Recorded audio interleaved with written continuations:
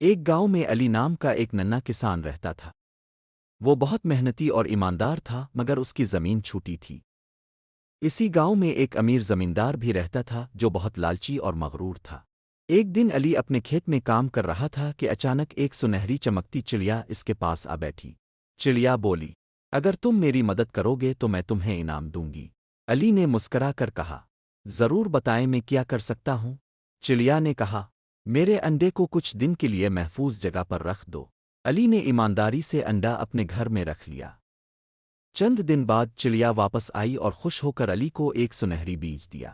علی نے وہ بیج اپنے کھیت میں بو دیا۔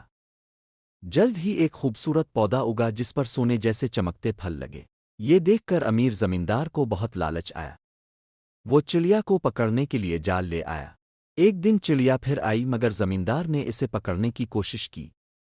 چڑیا فوراً اڑ گئی مگر جاتے جاتے اس نے کہا، لالچ بری بلا ہے، تمہیں کچھ نہیں ملے گا۔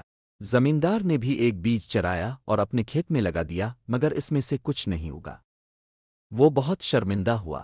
دوسری طرف علی نہ صرف خوشحال ہو گیا بلکہ وہ اپنے گاؤں کے غریب لوگوں کی مدد بھی کرنے لگا۔